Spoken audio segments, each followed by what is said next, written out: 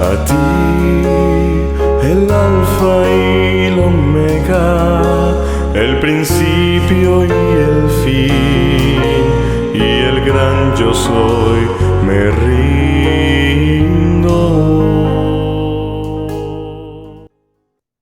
Bienvenidos al estudio de la Palabra de Dios.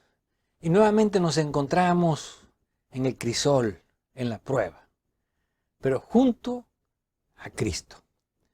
Pedimos la bendición de Dios para el estudio de su palabra.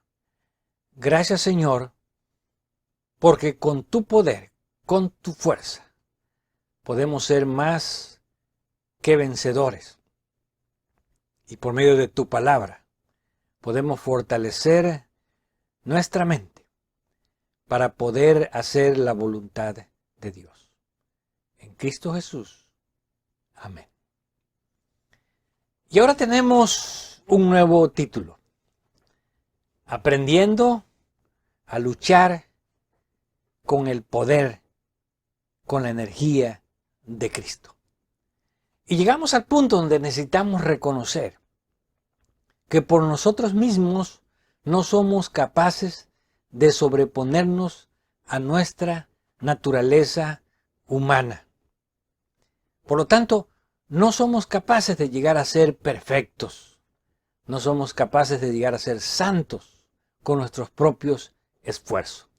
Por eso, al llegar a este punto, reconocemos que cuando los seres humanos nos unimos con la divinidad, cuando nuestra fuerza débil se une al poder de Dios y cuando nuestra voluntad cede a la voluntad de Dios, entonces el propósito de Dios se puede cumplir en nuestras vidas.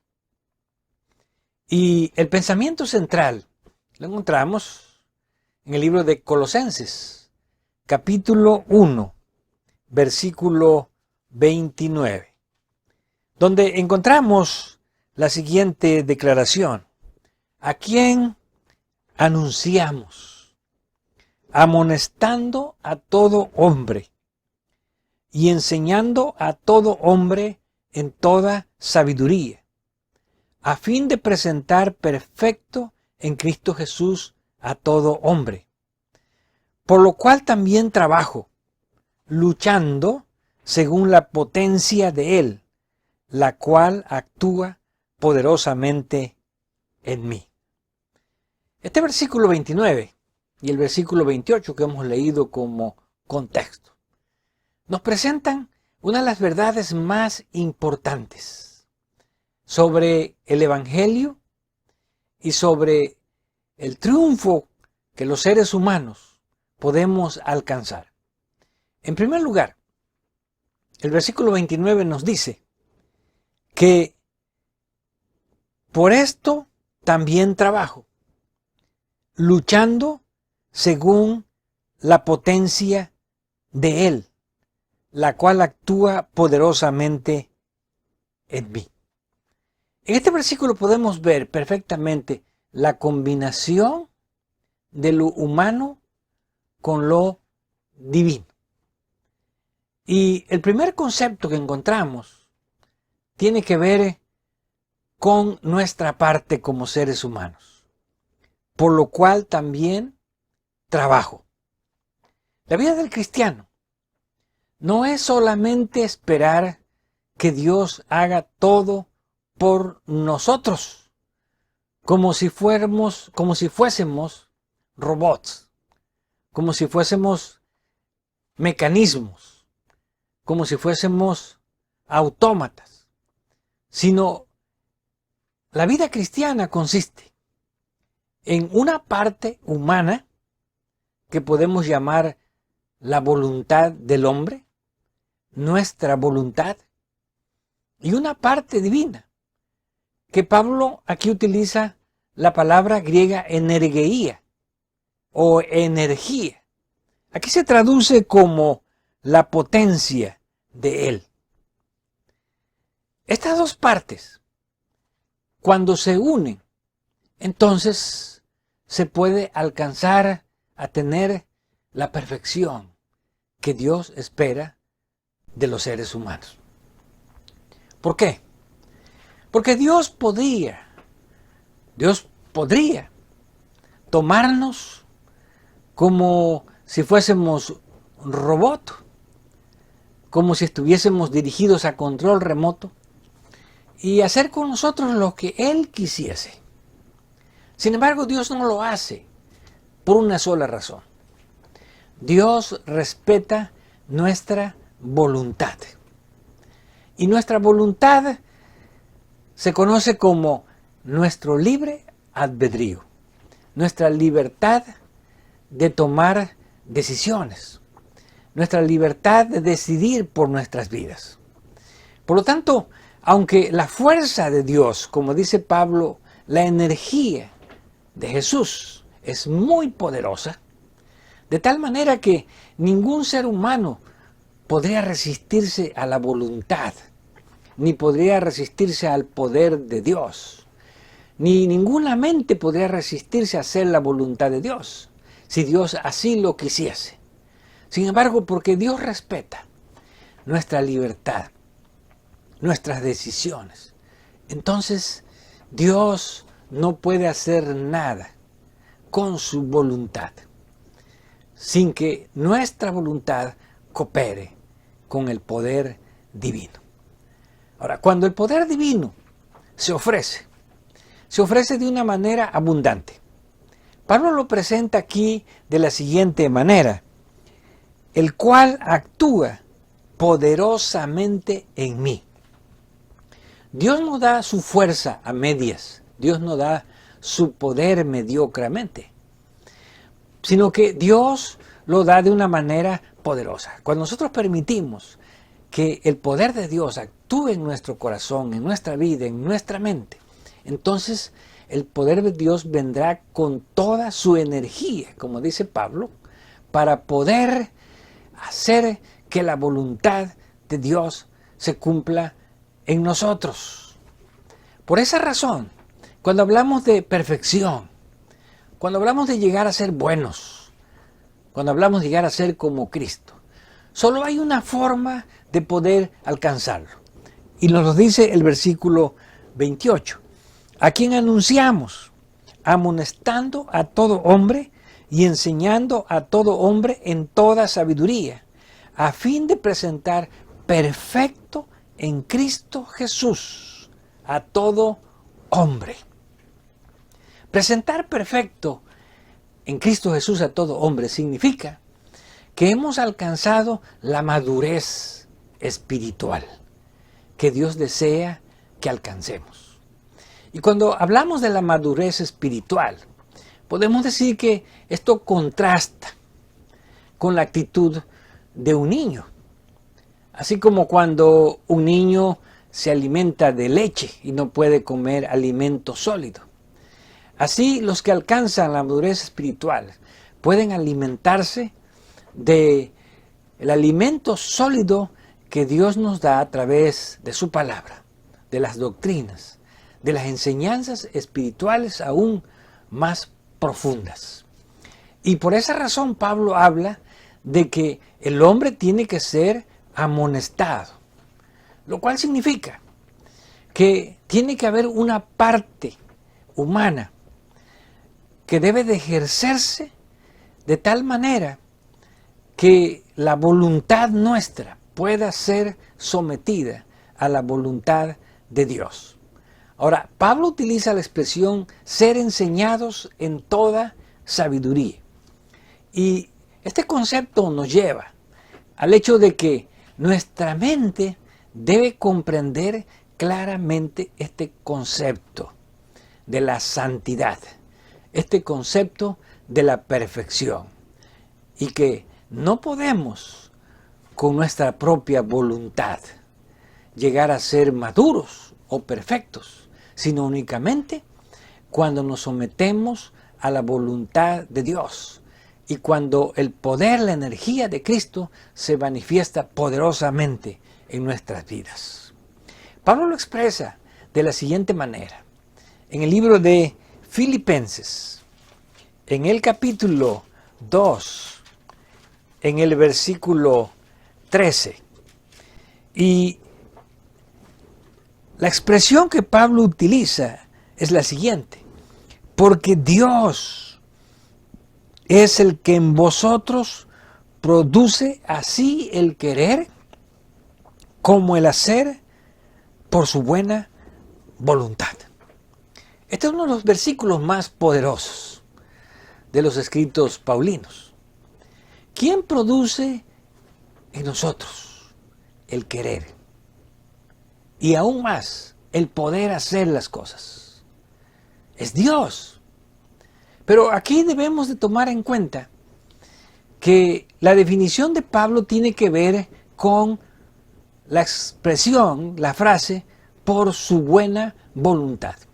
Aquí está hablando únicamente Pablo de la voluntad de Dios y no está hablando de la voluntad nuestra, lo cual significa que Dios puede hacer que nosotros queramos hacer las cosas. Dios puede hacer que nosotros deseemos la perfección, deseemos la santidad, que deseemos ser semejantes a Cristo Jesús. Y también, no solamente el desear, sino el poder lograrlo. Por eso la expresión tanto el querer como el hacer significa el poder alcanzarlo, el poder lograrlo por su buena voluntad. Y aquí podemos que la voluntad de Dios siempre está dispuesta a ofrecer todo el poder necesario para que nosotros podamos ser vencedores. Pero aquí nos preguntamos, ¿y cuál es entonces la parte de nuestra voluntad? Porque la voluntad de Dios por sí sola no puede obrar en nosotros sin nuestra voluntad. Y esto lo expresa Pablo en el versículo 12 del capítulo 2 de Filipenses. Por tanto, amados míos, como siempre habéis obedecido, no como en mi presencia solamente, sino mucho más ahora en mi ausencia. Ocupaos en vuestra salvación con temor y temblor. Y aquí podemos ver ya la parte del hombre. Aquí podemos ver cómo el hombre tiene que ejercer su voluntad. Y cuando Pablo utiliza la expresión temor y temblor, no se refiere al hecho de tenerle miedo a Dios o simplemente buscar la salvación por el miedo al fuego eterno, sino Pablo se refiere al hecho de que debemos de ejercer todo nuestro dominio, toda nuestra voluntad, de tal manera que tomemos con seriedad, con suma importancia, la salvación nuestra. Y esa expresión que Pablo utiliza con temor y temblor se refiere al hecho de cómo se siente una persona cuando sabe que va a hacer algo que es decisivo en su vida. Algo que puede cambiar su vida para bien o para mal. Podemos decir, va a tomar con tanta seriedad el asunto, de tal manera que pareciera que lo está haciendo con temor y con temblor.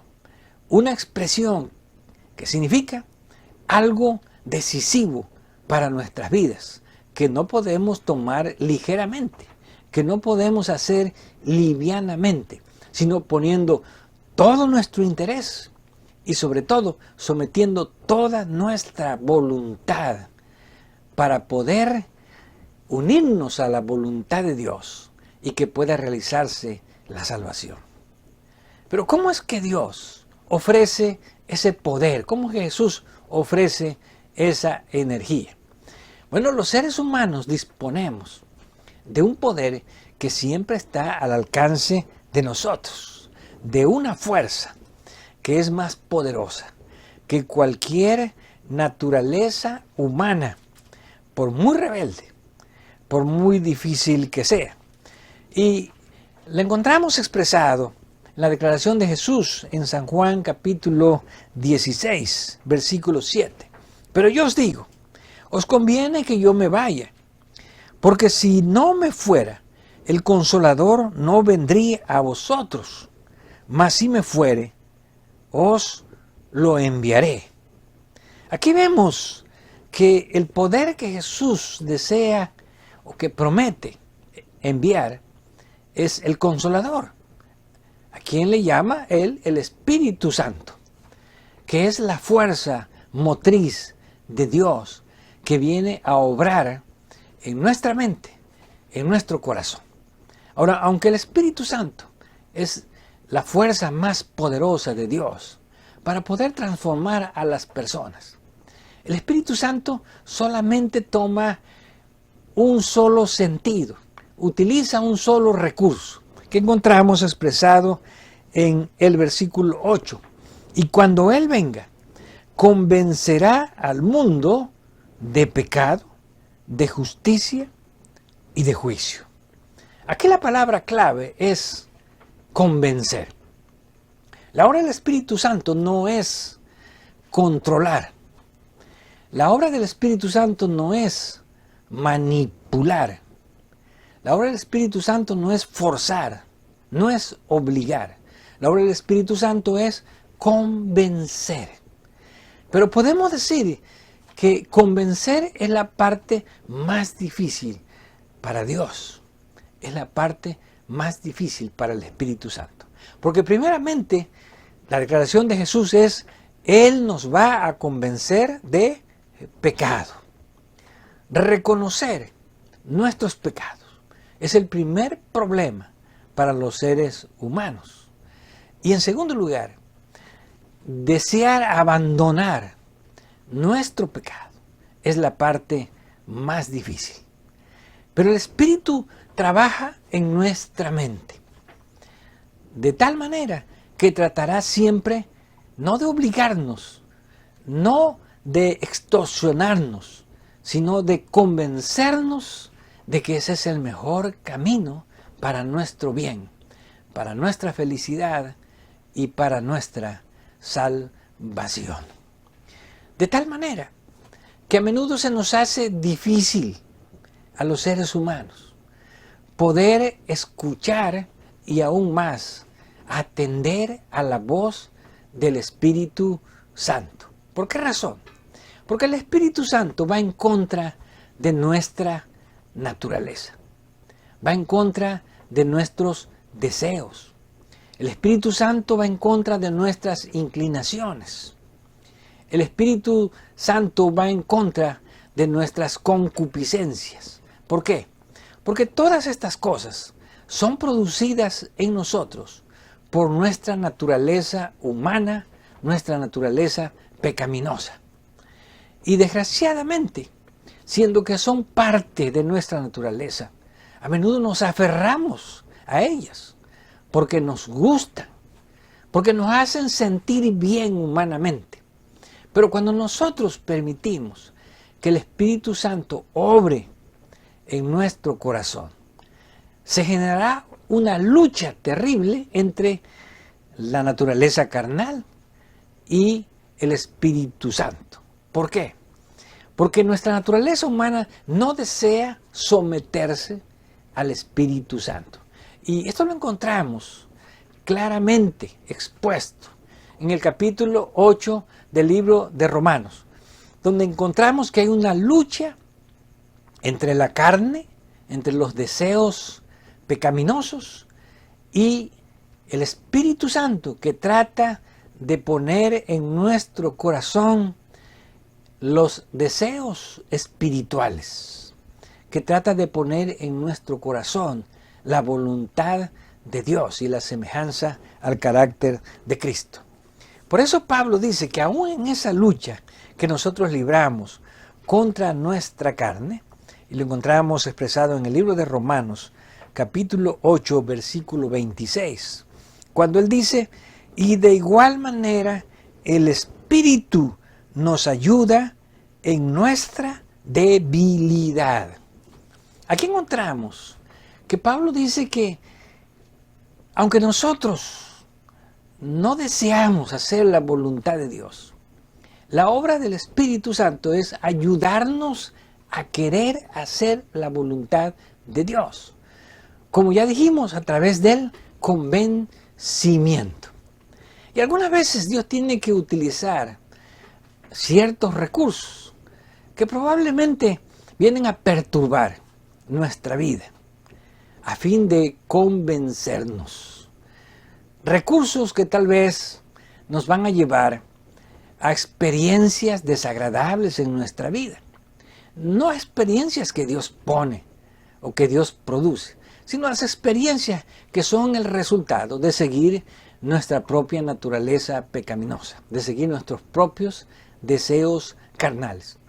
Y cuando nosotros sentimos que somos débiles, porque no podemos luchar contra nuestra naturaleza humana, contra nuestros malos deseos, entonces Pablo dice, el Espíritu Santo viene para ayudarnos en nuestra debilidad. ¿De qué manera lo hace? Tratando de convencernos y tratando también de que nuestras oraciones lleguen a Dios de la manera correcta. Por eso dice, pues, ¿qué hemos de pedir como conviene? No lo sabemos, pero el Espíritu mismo intercede por nosotros con gemidos indecibles. A menudo cuando oramos a Dios, no podemos o no sabemos expresar correctamente lo que nos conviene a nosotros, es lo que dice Pablo. A veces deseamos pedir lo que no nos conviene, pero el Espíritu Santo trata de poner en nuestra mente cuáles son las cosas que realmente nos conviene, aunque muchas veces no son las cosas que realmente nos gustan. Y cuando nos convence de pedir las cosas que nos convienen, entonces Él mismo intercede ante Dios para que Dios nos conceda esa fuerza, ese poder espiritual, para poder llegar a tener la madurez cristiana y el carácter perfecto de Cristo Jesús. Por eso dice en el versículo 27, mas el que escudriña los corazones sabe cuál es la intención del Espíritu, porque conforme a la voluntad de Dios, intercede por los santos. Ahora, Dios escudriña los corazones. ¿Qué significa? Dios conoce nuestros pensamientos. Dios sabe qué es lo que no queremos hacer y qué es lo que sí queremos hacer. Sin embargo, por esa razón, Dios permite que el Espíritu Santo trate de llegar a la parte más íntima de nuestra vida y tocar esas cuerdas de nuestra vida que puedan producir el deseo de hacer la voluntad de Dios. ¿Por qué? Porque Dios conoce cuáles son nuestros pensamientos, nuestras intenciones, pero también Dios sabe qué es lo que realmente nos puede hacer felices, qué es lo que nos va a dar paz en nuestra vida, qué es lo que nos va a dar madurez cristiana y qué es lo que nos va a ayudar a disfrutar completamente una vida semejante a la vida de Jesús. Por esa razón, cuando hablamos de poner nuestra parte, estamos hablando de ceder, de permitir que el Espíritu Santo acceda a nuestra mente, dejar que nos hable y permitir que el Espíritu Santo nos pueda convencer de qué es lo mejor para nuestras vidas. Por eso Pedro también expresa este mismo concepto en su primera epístola, en el capítulo 1, versículo 13, donde Pedro utiliza la siguiente expresión: por tanto, ceñid los lomos de vuestro entendimiento. Pedro habla aquí de una manera figurada, usando el concepto de lomos o cintura, así como cuando una persona se amarra los pantalones, se faja para realizar un trabajo, para hacer un esfuerzo. Ahora Pedro dice, amárrense no las vestiduras, amárrense los pensamientos, amárrense el entendimiento, lo cual significa que no podemos dar rienda suelta a nuestros pensamientos. A menudo dejamos que los pensamientos controlen nuestras vidas. ¿Por qué? Porque andan sueltos, porque no los sometemos. Por eso Pedro utiliza la expresión: no dejen que sus pensamientos anden sueltos y hagan y vayan y divaguen por donde quiera que deseen ir, sino amárrenlos, sujétenlos. ¿Por qué razón? Porque esperad por completo en la gracia que os traerá cuando Jesucristo sea manifestado. Pedro utiliza aquí que el concepto de gracia es el poder de Cristo. Cuando tratamos de someter a menudo un mal pensamiento, que puede ser un pensamiento de odio, deseo de venganza, puede ser un pensamiento sensual, puede ser una lujuria, cualquier cosa que vaya en contra de los deseos del espíritu. Entonces Pedro habla de la gracia. Y el concepto de gracia se utiliza como una forma en que Dios deja que su poder fluya en nuestra vida. Así como que si se diera una descarga de energía a nuestro cuerpo cuando estamos débiles, cuando nos sentimos desanimados. Así como una persona que se siente débil porque no ha comido, y cuando prueba el alimento, cuando el alimento entra a su organismo, entonces le vuelve la fuerza, le vuelve la fortaleza. Y esto lo realizamos a través del desear obedecer a Dios. ¿Por qué? Porque la obediencia tiene que ver con el deseo de someternos a la voluntad de Dios, entendiendo que la voluntad de Dios es una voluntad de amor, donde aprendemos realmente a seguir el ejemplo de Jesús y donde aprendemos realmente acerca del carácter de Dios. Por eso dice en el versículo 14, como hijos obedientes, no os conforméis a los deseos que antes tenías estando en vuestra ignorancia. Aquí vemos un contraste entre el término ignorancia que Pedro utiliza y el término sabiduría que Pablo utiliza en Colosenses. ¿Por qué? Porque cuando nosotros aprendemos más de Dios, cuando estudiamos su palabra, cuando aprendemos de su voluntad, nosotros aprendemos qué significa llegar a ser cristianos maduros. Pero cuando nosotros no deseamos seguir la voluntad de Dios, Pedro dice, volvemos otra vez a nuestros antiguos deseos carnales, nuestros antiguos malos deseos, que son el resultado de vuestra ignorancia. Y cuando hablamos de ignorancia, estamos hablando del pensamiento humano, el razonamiento humano. A menudo creemos que nosotros pensamos las cosas muy bien y que nuestro razonamiento es el mejor. Pero cuando lo comparamos con el razonamiento de Dios, nos damos cuenta que realmente nuestros pensamientos son pensamientos de ignorancia. ¿Por qué? Porque a menudo creemos que podemos ser más sabios que Dios.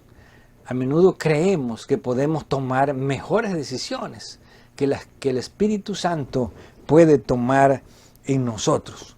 Por eso Pablo habla de que Dios nos llama a un estado distinto.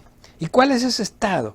Dice el versículo 15, sino como aquel que os llamó es santo, sed también vosotros santos en toda vuestra manera de vivir, porque escrito está, sed santos, porque yo soy santo. Y aquí Pedro culmina con uno de los conceptos más hermosos de la vida cristiana, la santidad.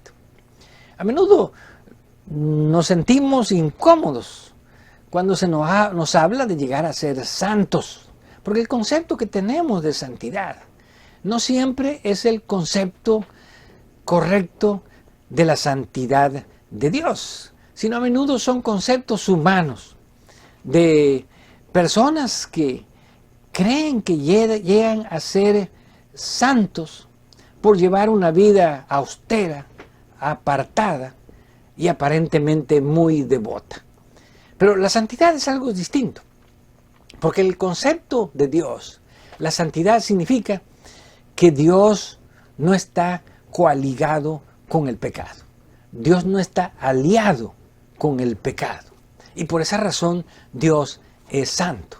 Cuando nosotros decidimos no aliarnos con el pecado, entonces nosotros entramos al mismo concepto de santidad de Dios. Podemos decir, puedo llegar a ser santo cuando ya no deseo tener nada que ver con el pecado, cuando no permito que el pecado tome posesión de mi vida, cuando no permito que el pecado tome posesión de mis pensamientos. Por esa razón, la energía que Cristo nos ofrece es una energía que nos lleva a la madurez plena de pensamiento. Es una energía que nos lleva a la perfección, no por nuestras fuerzas, sino por el poder del Espíritu de Cristo. Y es una energía, una fuerza que nos lleva a la misma santidad de Dios, lo cual significa que nosotros ya no deseamos estar aliados con el pecado, ni deseamos ser siervos de nuestros pensamientos pecaminosos, ni deseamos ser siervos de nuestra naturaleza pecaminosa. Por esa razón, cuando nuestra voluntad humana, cuando nuestras decisiones humanas se unen a la voluntad de Dios y se unen a las decisiones de Dios, entonces nosotros podemos llegar a ser maduros, perfectos y santos en Cristo Jesús. Que esta sea nuestra experiencia de cada día. No porque nosotros somos buenos, somos perfectos, somos santos o somos maduros, sino porque a través de la fuerza y el poder de Cristo Jesús podemos lograr todos estos atributos que nos hacen semejantes a Dios, que nos hacen semejantes a Cristo Jesús, pero sobre todo que nos hacen poder disfrutar realmente en esta vida de las bendiciones y las promesas de la vida eterna.